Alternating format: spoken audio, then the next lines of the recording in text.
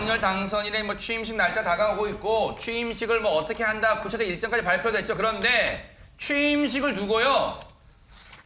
손정혜 변호사님, 지금 민주당 측에서는 기분이 좋지 않은 것 같아요, 지금. 네. 비판하고 있습니다. 일단 전용기 더불어민주당 의원 같은 경우들은 네. 국민들은 허리가 휘는데 윤석열 당선인은 초호화 혈세 잔치로 마치 왕 즉위식을 한다는 게 가당키나 한 것인지 되묻고 싶다. 왕 즉위식이래요?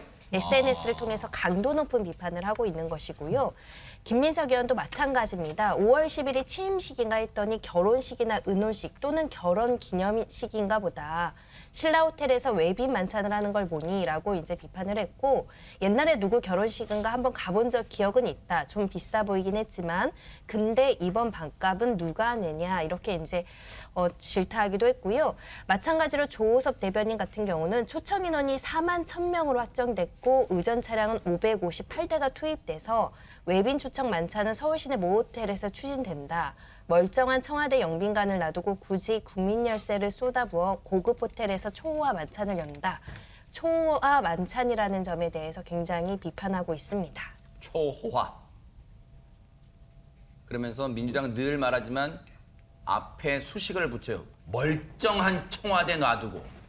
멀쩡한 청와대 놔두고 왜 딴 데서 해서 저렇게 혈세를 많이 투입하냐 그런 거예요. 그러다 보니까 청와대 국민청원 게시판에는 취임식, 저런 돈 많이 드는 취임식 반대한다 이런 글도 막 올라오고 있대요.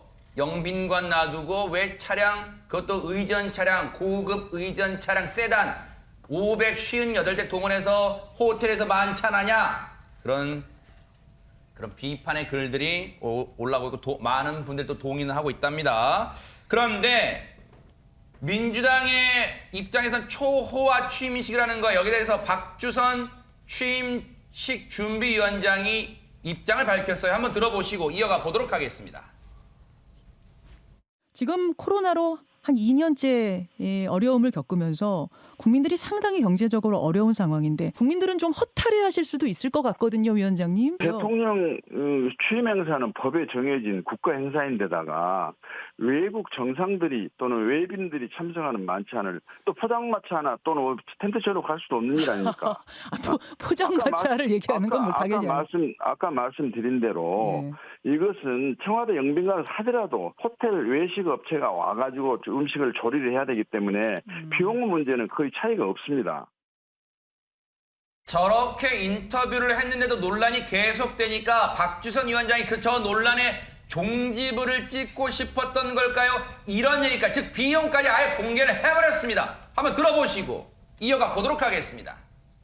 이것을 전부 감안해 보니까 호텔 영빈관에서 직접 만찬을 하는 경우는 청와대 영빈관에서 하는 것보다도 50만 원이 추가 비용이 발생합니다.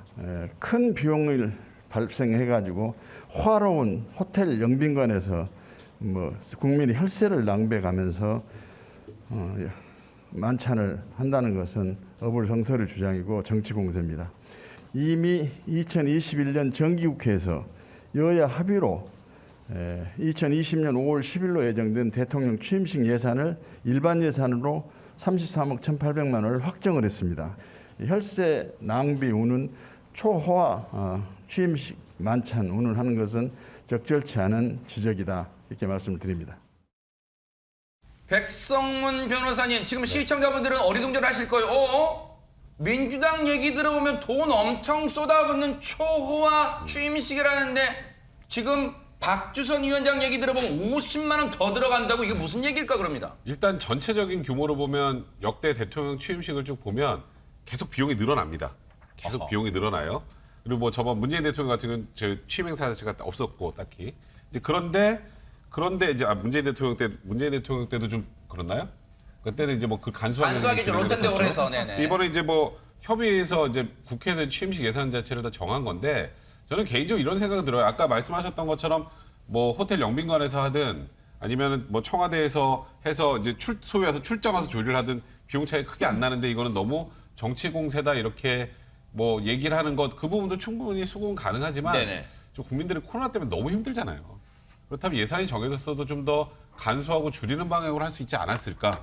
예산 이렇게 정했지만 그래도 국민들의 아픔을 감안해서 우린 이렇게 조금 더 간소하고 소박하게 취임 행사를 정했습니다라고 했으면 좀 더 많은 지지를 받을 수 있지 않았을까라는 아쉬움은 분명히 듭니다. 배 소장님, 네. 이제 이 부분에 대한 비판, 민주당의 특히 민주당 쪽에만 좀 국한해서 보면 민주당의 이 부분 비판은 앞서도 말씀드렸죠. 왜 멀쩡한 청와대를 놔두고 거기에 방점이 있는데요. 청와대에서 해도 비용은 발생해요. 왜냐면 청와대에서 한다고 해서 참석자들이 집에서 음식 싸우는 건 아닐 테니까. 네. 그런데 여기에 대해서 비용이 많이 들어가는 초호화라는 이른바 표현을 쓰는 걸까요? 그러니까 여론 공감입니다. 그러니까 영빈관에서 청와대 영빈관으로 가면 청와대 안 간다고 그랬는데 개방하는 것도 여러 가지 영향을 줄 수가 있는 것이고 또 청와대 영빈관에서 행사하는데 그러면 청와대 본관 집무실 이용 못할 게 뭐가 있어? 이런 또 지적이 나올 수가 있거든요. 우리가 제왕적 대통령 이야기하는데 오바마 전 대통령 이야기할 때 제왕적 대통령 이야기합니까? 안 합니다. 많은 사람들이 비싼 레스토랑에서 공식 만찬 할 거라고 생각했는데 오바마 대통령 백악관 인근의 햄버거 가게에서 대담을 합니다. 자, 여론 공감 윤석열 당선인이 이번에 만찬 없습니다. 국민들이 이렇게 힘든데 저 만찬 안 합니다. 외국 기빈 여러분 이해해 주십시오.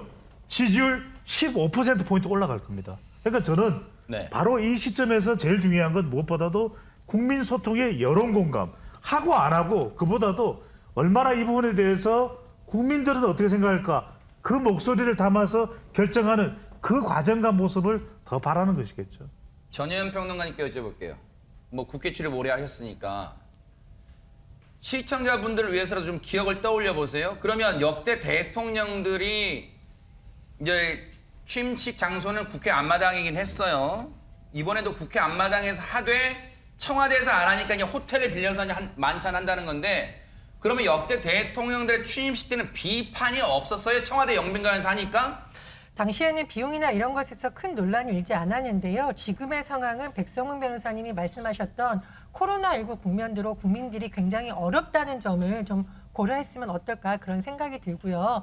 그리고 또 하나 우리나라의 정서상 멀쩡한 곳을 놔두고 호텔이라는 공간에 대해서도 약간 반감을 갖는 여론이 있을 수가 있습니다. 예를 들면 우리가 어떤 공직자가 아이가 아파서 중요한 시기에 자리를 비웠다라는 건 인정할 수 있지만 골프 치러 갔다는 외국에서 받아들이는 것과 우리나라는 정서상으로 분명히 다르니까요. 국민들의 여론을 살펴봐야 된다고 생각을 하고요. 참고로 몇 년 전에 자치단체장들이 취임식을 취소하고 봉사활동을 하면서 어떤 행정을 새롭게 바꾸겠다는 의지를 표명해서 굉장히 호평을 받은 바가 있습니다. 배종찬 소장님 말씀해 주신 대로 정말 어려운 국민들 입장에서 생각해봤으면 어떻을까 그런 생각 듭니다. 그래요. 이 목소리조차 겸허하게 받아들이는 당선인 측이 되길 좀 기대해 보겠습니다.